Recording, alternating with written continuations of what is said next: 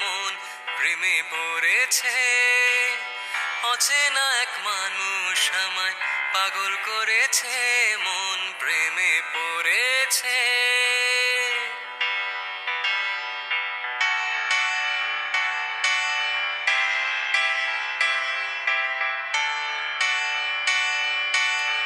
সে যেন আমায় ডাকে।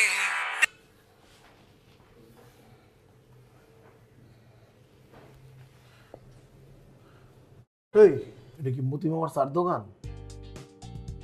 এটা হচ্ছে একটা সুন্দর দামি রেস্টুরেন্ট। মতি মামার চার দোকানও এর থেকে ভালো গান লাগায়। আর কি একটা জিনিস বুঝলাম না, তোর ইদানিং কি হয়েছে কত? এই কয়েকটা দিন আগে তো তুই জাস্টিন বিবার, পিটবুল, আতিফ আসলাম পর্যন্ত ঠিক আছিলি। আর এখন তুই কি শুনো? এই কি পড়েছে, মাথার উপর পড়েছে, ছাদের উপর পড়েছে, এগুলি শুনে কেউ? শোন, ওইসব গানের ভিতরে না কোনো সময় রিয়েল প্রেমটা নাই, ভালোবাসা নাই, শুধু ঝাঁকুনি আছে। এই গানে কি বলছে? প্রেমে পড়েছে মন, প্রেমে পড়েছে, অচেনা এক মানুষ আমায়। বুঝছি মামা, এই প্রেম তোর যে কত ডিমোশনে ফেলাইতেছে এটা বুঝছি। আগে তুই কি করতি? বাপের হোটেলে যাইতি। কি রে মামা, বাপের হোটেলে যাইতো না? আর এখন এটা বাঙালির মধ্যে বইয়া বাপের হোটেলে চলে আসছে। মানে প্রমোশন থেকে ডিমোশন। বুঝলাম না। প্রেম কখনো ডিমোশন করে না, প্রেম মহান, স্বর্গ থেকে আসে, প্রেম প্রমোশন করে। আর শোন, বাপের কথা করি না, আমার লাইফে আমার বাপের মতো ফকিন্নি বাপ আমি আমার এন্টায়ার লাইফে দেখি নাই। দেখ, একটা ক্যাশে আইন আমার বয়টা, কোনো ক্যাশ হইলো, একটা টিভি থাকবে, একটা সোফা থাকবে, আমি একটু রিল্যাক্স হয়ে চিল হয়ে বসবো না। মানুষে প্রেম করলে বা বিয়া করলে পরিচয় করে দেয়, বন্ধু তোমার ভাবি, তাই না? এত বিয়া দূরে থাক, প্রেমও হয় নাই, কয় ভাবি কইতে কয়। ভাবি কইলে আমার কিছু যাইবো আইবো না, আমি কইলাম ভাবি। কিন্তু তুমি যে হ্যারে ভুজুম বাজুম বুঝানের লেগে কাহিনী শুরু করছো, এটা তো আমি বুঝছি, হ্যান ত্যান ভাতের ফ্যান মিলাইয়া। আর তুমি তো মনে করলা ভালো গুলু গুলু সাজবার চাইতেছো না। আমি কর্তব্য পরায়ণ একটা ছেলে, বদ্ধ ছেলে, সুশীল ছেলে, কাজ করি, বাপের কথা শুনি, আর এই মিষ্টি মিষ্টি গান শুনি, এর লেগে তুমি এটি কইতাছো। রমজান, ঠিক আছে, যাক গো, অসুবিধা নেই। কিন্তু আমার তো হেরে লাগে সোফিয়া। সোফিয়া কে? চিনোস না? ওই যে একটা রোবট ছিল না, সোফিয়া রোবট, হ্যাঁ মতো যা কয় তাই শুনে। I love you, I love you, love you, I hate you, I hate you. আগে আর পারে না, মানে ওর যে একটা চিন্তা, ধারণা বা মন মানসিকতা, কেমন আছো, খেয়েছি, এগুলি কিছু কইতে পারে না। ও তো একদম টকিং টক, ওইরকম হ্যার মতো লাগে। বাবা মা, আমি অফিসে যাচ্ছি। আজ অফিসে না গেলে হতো না? কেন? আজ কি হয়েছে? না মানে ওই ভার্সিটির মেয়েটাকে নিয়ে তো খুব প্রতিবাদ চলছে, তো বুঝতে পারছিস পরিস্থিতি তো খুব একটা ভালো না। পরিস্থিতি তো সবসময় এরকমই ছিল, খারাপ কি? মা, আজকে একটু পোলাও মাংস রান্না করো, অফিস থেকে এসে খাবো।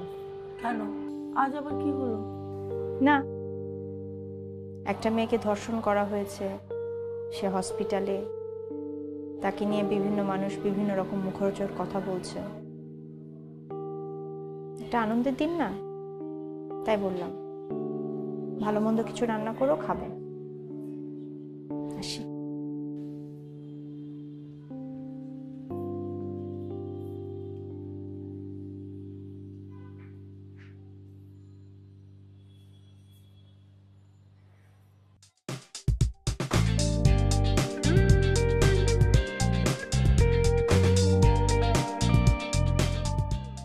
মামা, যদি কেউ চায় সে কিন্তু বাইকে আসতে পারে, আমার ড্রপ দিয়ে আসলাম। বুঝছি অফিস ইম্পর্টেন্ট, তোমার রিক্সা তোমার সময় বেশি লাগবে, কেউ চাইলে কিন্তু উঠতে পারে।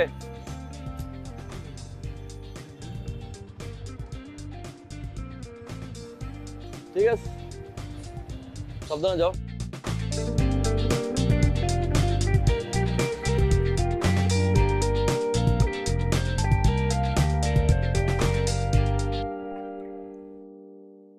শোন মামা, তোর একটা কথা কই, তুই যে সাবিলের লগে ঘুরোস না, ও নাবিলার থেকেও খারাপ।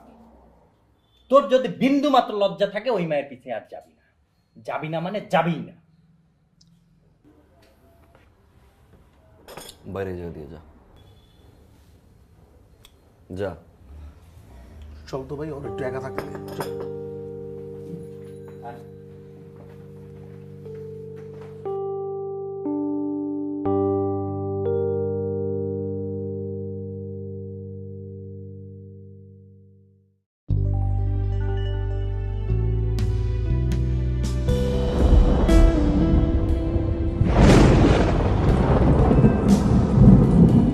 হ্যালো, চলুন আপনাকে এগিয়ে দিয়ে আসি।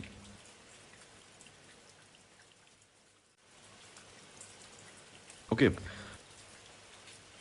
আপনি তাহলে যান, আপনার ফাইলগুলো ইম্পর্টেন্ট।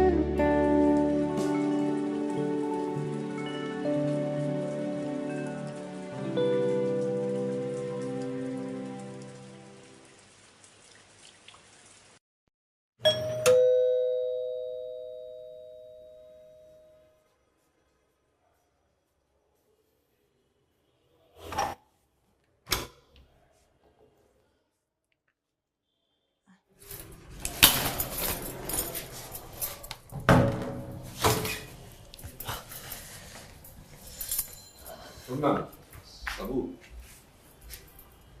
কি বাবা? মানে তুমি বলো না। তুমি বলো। হ্যাঁ, তুমি বলো না। আমার জন্য পাত্র দেখা হয়েছে, এই তো? হ্যাঁ মা, এবার পাত্র অনেক ভালো, তুই কিন্তু না করতে পারবি না। আমি আবার কখন না করলাম? আমি জাস্ট বলেছি আমার সব কথা শুনে যদি সে আমাকে অ্যাকসেপ্ট করতে চায় আমার কোনো আপত্তি নেই, কারণ বারবার তো এলাকা পরিবর্তন করা সম্ভব না। বাকিটা তোমাদের ইচ্ছা।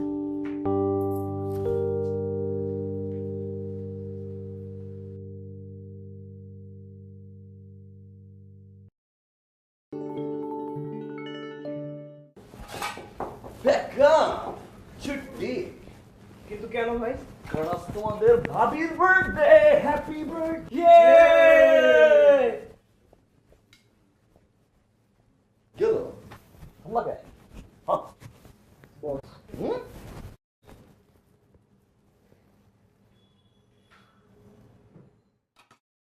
অনেক কষ্টে তিল তিল করে আমি আমার এই রেস্টুরেন্টটাকে আজ এই পর্যায়ে এনেছি। তুমি আমার সন্তান, তাই আমার বয়স হয়েছে বলে তোমাকে একটা দায়িত্ব দিচ্ছি। তোমার উদাসীনতা, তোমার লাফাঙ্গাগিরি এটাকে নষ্ট করে দেবে, এটাকে ভাসিয়ে নিয়ে যাবে, তা তো আমি হতে দিতে পারি না। তুমি যদি ওই মেয়েটাকে বিয়ে করতে চাও তাহলে বিয়ে করে ঘরে তোলো, কিন্তু এখানে এসব চলবে না, একদম না। এই তোমরা তোমাদের কাজ করো।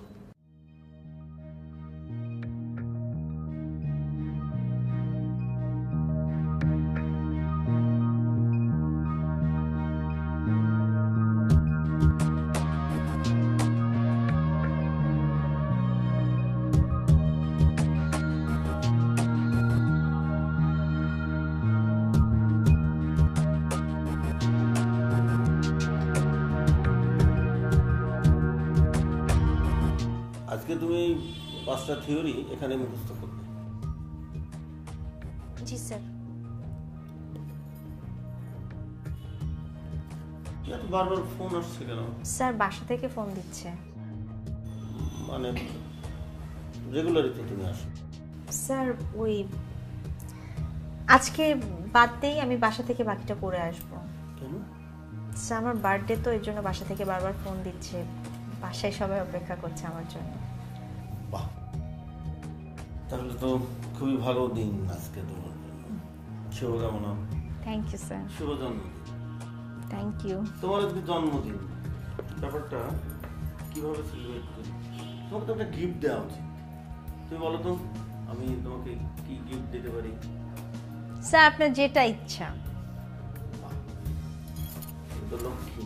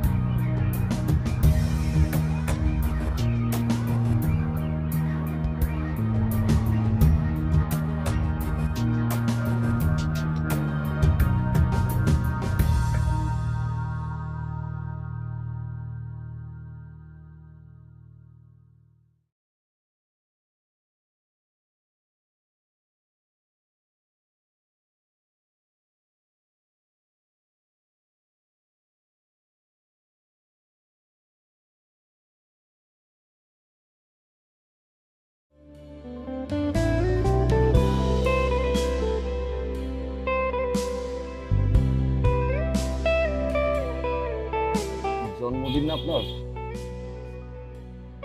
তাই উইশ করতে আসলাম। শুভ জন্মদিন। ও গিফট, আসলে গিফট কি নিয়ে আসবো? আমার তো পুরোটাই আপনাকে দিয়ে আসছি। গিফট আর কি দিব? Happy birthday. শুভ।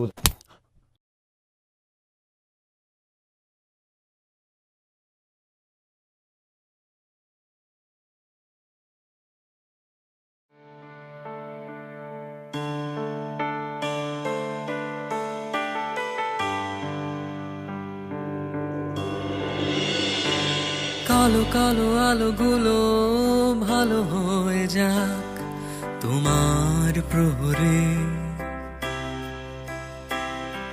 ছোট ছোট পায়ে ছায়া পথ হয়ে হয়ে যাক তোমার শহরে।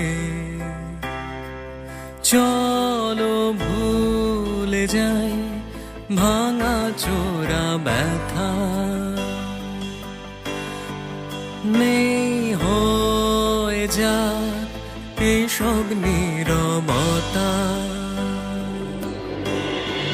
হেরে যাই আমি তুমি থেমে যাক বৃথা ঝগড়া, ভুলে যাই চারপাশ আরে কে ফেলি এক আমরা, আরে কে ফেলি এক আমরা, আরে কে ফেলি এক আমরা। কালো কালো আলোগুলো ভালো হয়ে যাক তোমার প্রহরে, ছোট ছোট পায়ে ছায়া পথ হয়ে হয়ে যাক তোমার শহরে।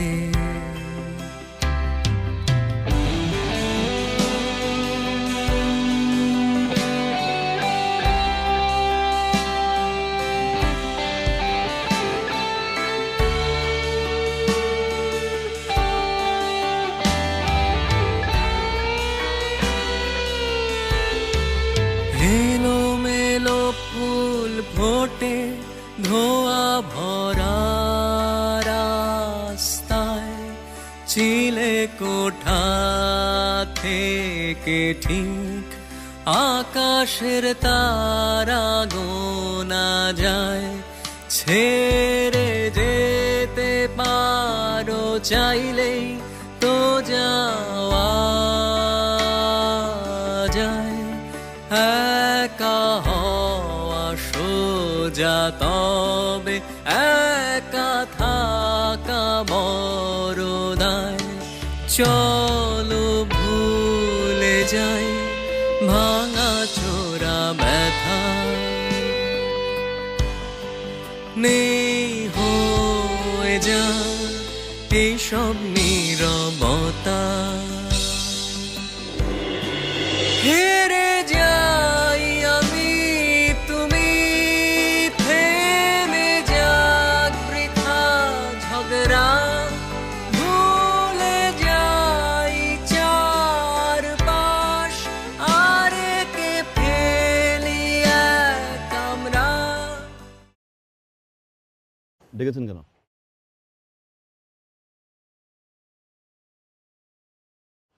থাপ্পড় দিতে দিন না,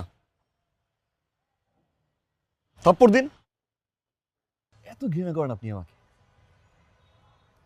সিম্পলি বললেই হতো যে আপনি চান না আমি আপনার সামনে আসি, আপনি চান না আমি আপনার আশেপাশে ঘুরি, আসতাম না আমি।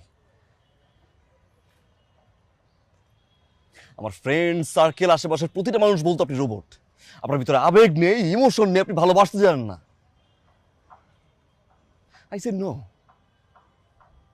আপনি আমাদের মতো একজন মানুষ, আপনার ভিতরে ভালোবাসা আছে, ইমোশন আছে, আপনি হাসতে জানেন।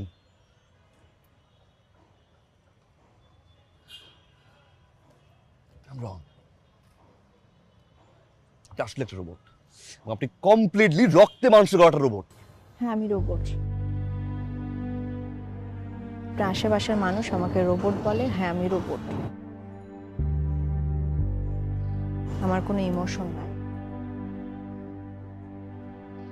কিন্তু কখনো চিন্তা করে দেখেছেন আজীবন কি আমি এরকম ছিলাম, বা কেন আমি এরকম হয়েছি? আমিও আপনাদের মতো হাসি খুশি আলা মানুষ ছিলাম। হাসতাম, খেলতাম, ফ্রেন্ড সার্কেলের সাথে মজা করতাম, ঘুরতে বের হতাম, পরিবারের সাথে সুন্দর একটা সময় কাটাতাম, ইউনিভার্সিটিতে ভালো স্টুডেন্ট ছিলাম। কিন্তু একটা ঘটনা আমাকে রোবট হতে বাধ্য করেছে। জীবনে একটা ঘটনা।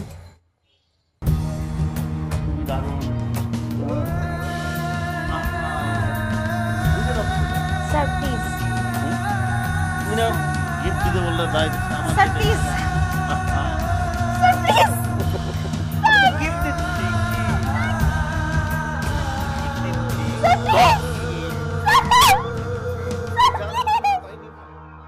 সেদিনের পর থেকে ভার্সিটি ছেড়ে দিলাম। বাবা মা আমার বিয়ে ঠিক করলো। বাবা মাকে বললাম, তোমাদের সব কথাই তো শুনলাম, আমার একটা কথা শোনো, যে ছেলেটার সাথে আমি সারা জীবন কাটাবো সে যেন আমার পাস্টের সব কথা জেনে শুনে বুঝে আমাকে অ্যাকসেপ্ট করে। তাকে বলা হলো আমার পাস্টের সব কথা, সে বিয়েটা ভেঙে দিল।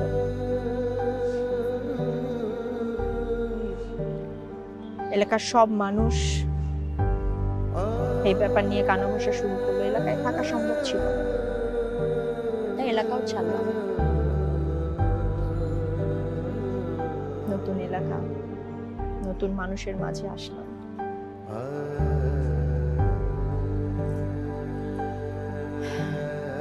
কিন্তু আমার অতীত আমার পেছন কখনো ছাড়েনি।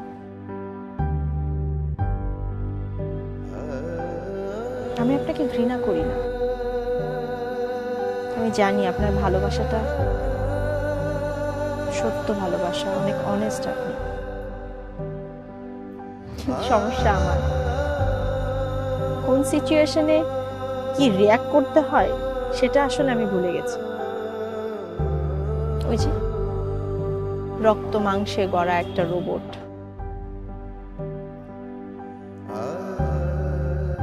এখন আসলে আমার ইমোশনটা ওভাবে কাজ করে না।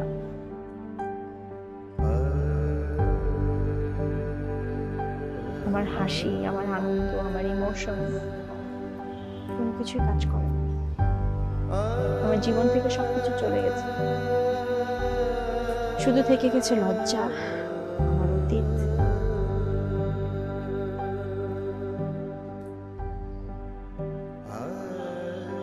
আজকে আমি সরি বলতে এসেছিলাম। সরি।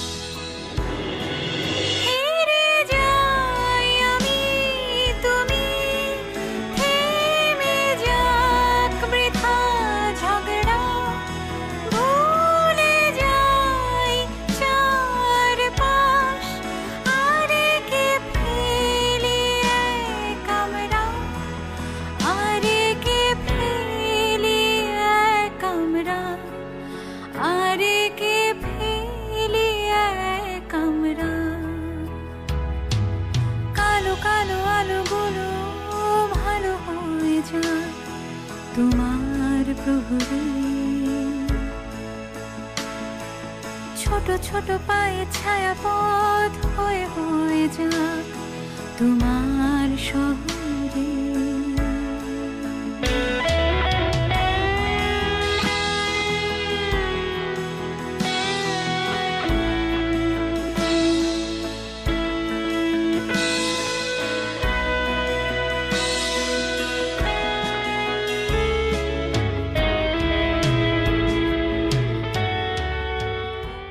এত কিছু জানার পরেও তোমাকে ওই মেয়েটাকে বিয়ে করতে হবে?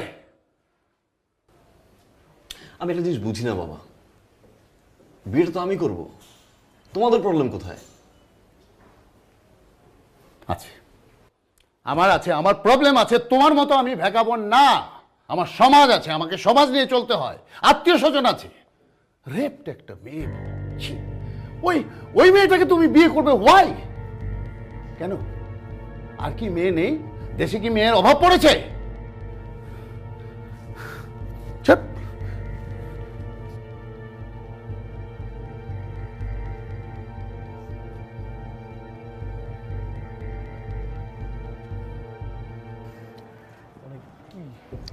আচ্ছা, তোর কি একটা জিনিস আমি বুঝাতে পারতেছি না, তুই কি এরকমই করবি? এটা ফাইজলামি একটা সীমা আছে। মামা, তুই এখনই পাগলের ডাক্তারে দেখ, এখনই। আরে ফাজলামির সীমা, পাগল ডাক্তার, কি করতেছ তোর এগুলো? আমার ভালোবাসাটা বুঝবি না একবারও? আমি যে বেটার ভালোবাসি পাগলের মতো, একবার বুঝবি না? বুঝলাম, সবই বুঝলাম।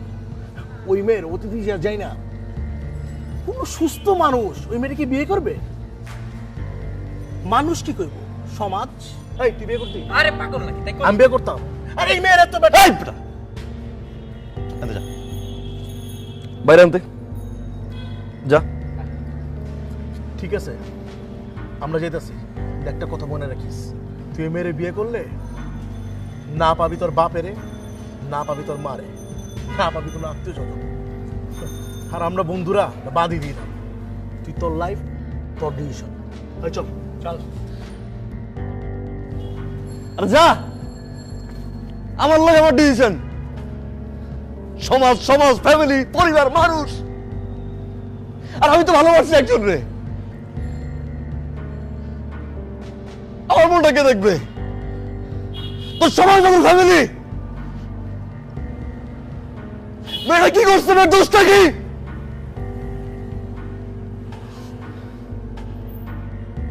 মেয়ের দোষটা কি এই জায়গায়?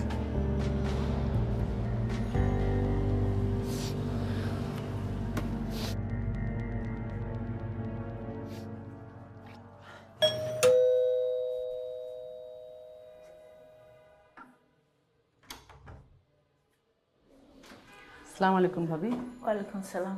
আসেন ভাবি। ভাবি, পিঠা বানাইছি, নিয়ে আসছি আপনার জন্য। আসেন, ভিতরে আসেন। Thank you.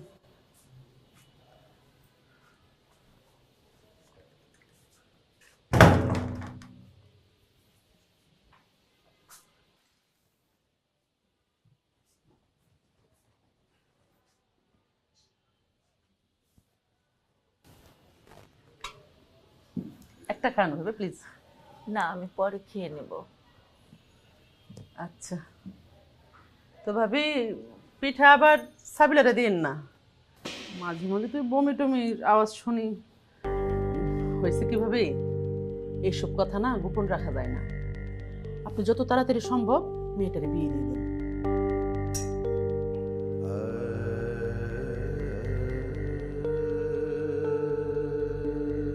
আচ্ছা ভাবি, আমি তাহলে উঠি। ঠিক আছে।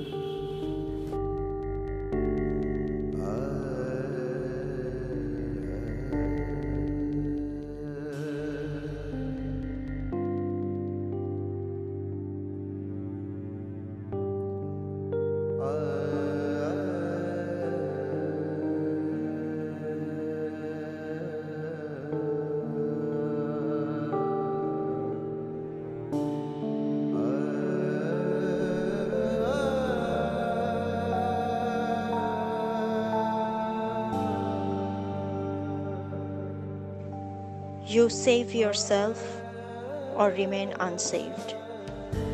আমি জানি ইরফান সবাইকে বোঝাতে চাইছিল সে আমার সাথে থাকতে চায়, কিন্তু সবাই চাইছিল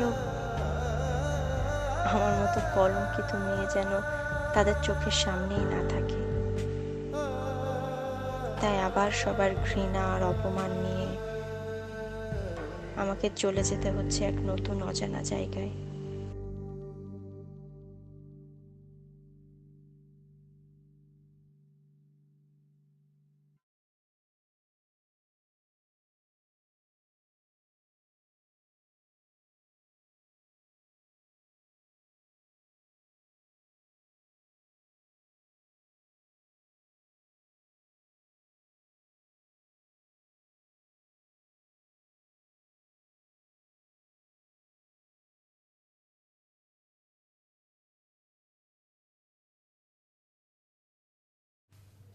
হাই, আপনার ছাতাটা আমার কাছে ছিল। আমরা কাল চলে যাচ্ছি নতুন কোনো এলাকায়, যেখানে আমার অতীত সম্পর্কে কেউ জানে না। হয়তো বা একদিন সেই এলাকায় আমার অতীত সম্পর্কে সবাই জেনে যাবে। তখন আরেক নতুন এলাকায় চলে যাব।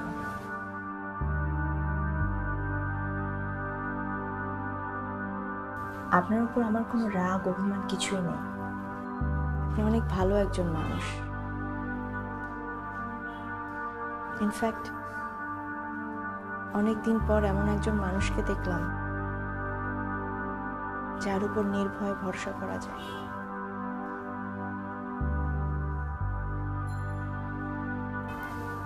আসলে আপনি আমার চাইতেও ভালো কাউকে ডিজার্ভ করেন।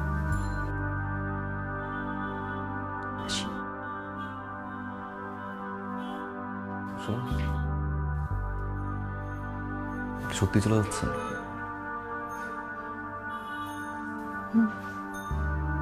চলে যাচ্ছি। জানি না এই যাওয়ার শেষ কোথায়। ভালো থাকবেন।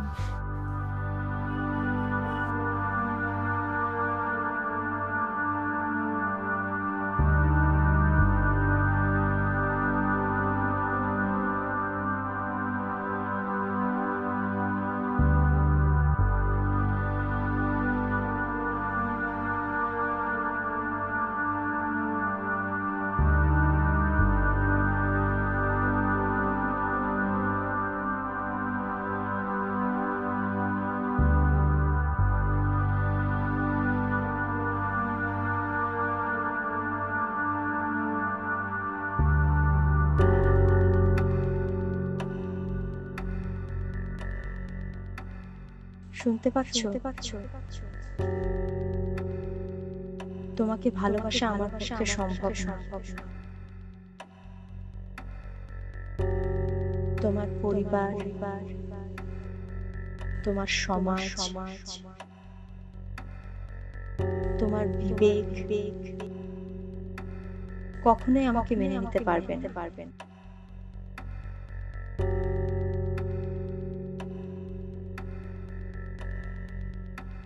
আমার অতীত কখনো তোমাকে শান্তিতে থাকতে দিবে না। আমার অতীত কখনো তোমার পরিবারকে শান্তিতে দিবে না।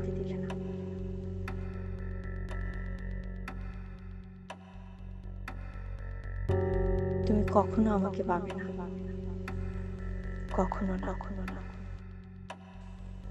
কখনো না।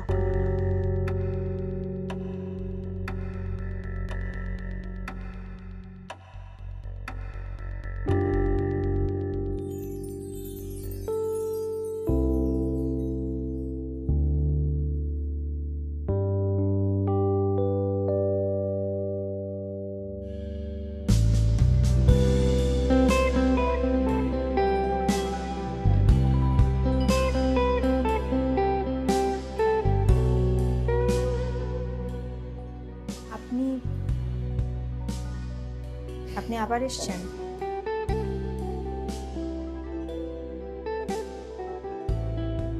কালকে চলেই যাচ্ছে? হ্যাঁ।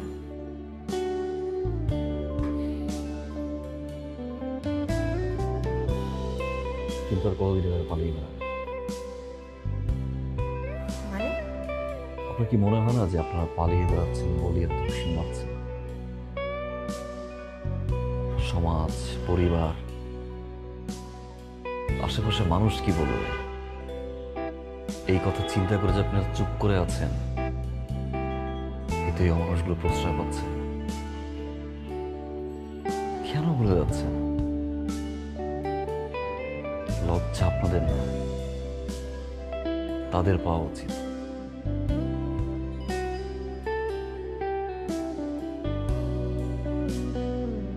আমার এক বড় ভাই সাংবাদিক, আমি তাকে সবকিছু বলেছি। সে এবং তার কিছু কলিগ নিয়ে কাল আসবে। ডিসিশন আপনার হাতে। আপনি কি চুপ করে বাকি লাইফটা রোবটের মতো করে কাটিয়ে দিবেন, নাকি প্রতিবাদ করে মানুষের মতো করে বাঁচবেন?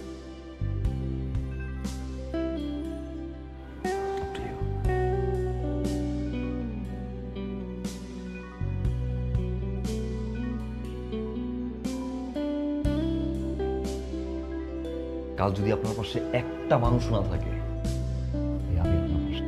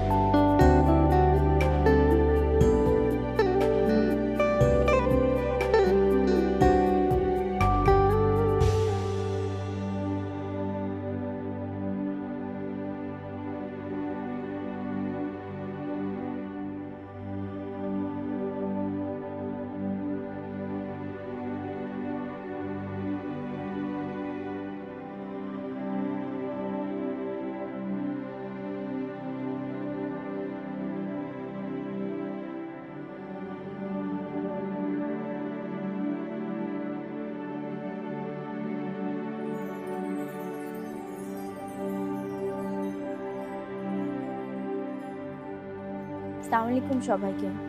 আপনাদের সবাইকে অসংখ্য ধন্যবাদ এখানে আসার জন্য। আসলে কিছুদিন আগে ভার্সিটির একটা মেয়ে ধর্ষণ হয়েছে, তাকে নিয়ে অনেক আন্দোলন হয়েছে, মিছিল হয়েছে।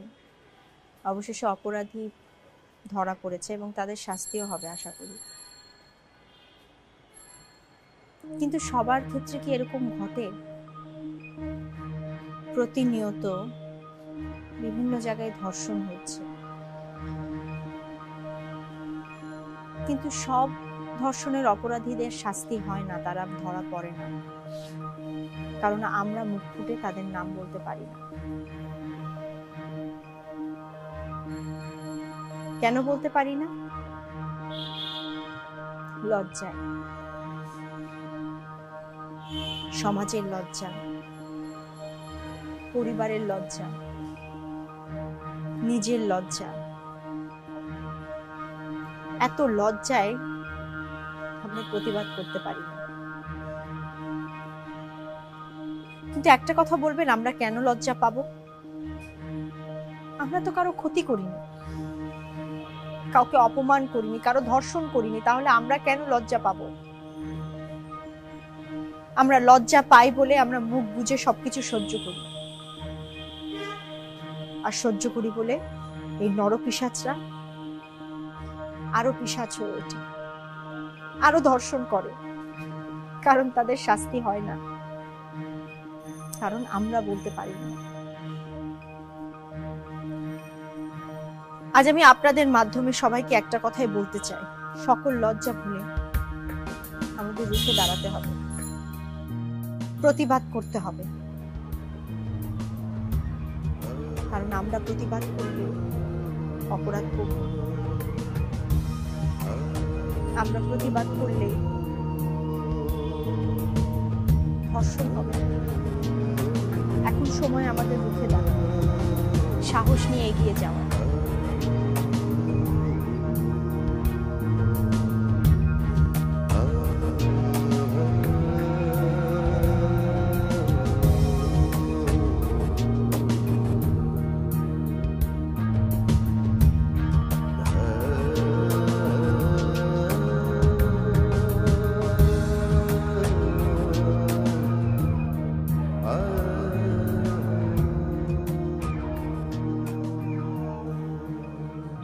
এতটুকু।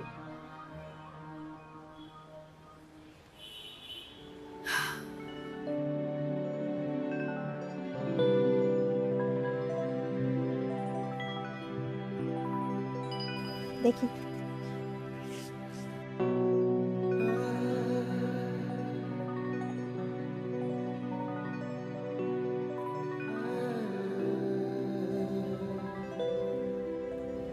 আমি আর রোবট বা এলিয়েন হয়ে বাঁচতে চাই না,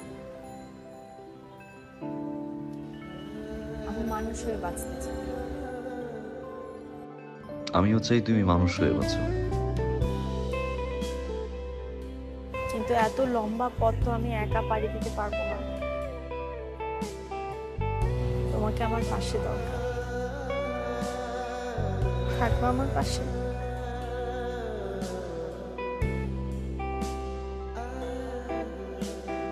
কিন্তু এভাবে না।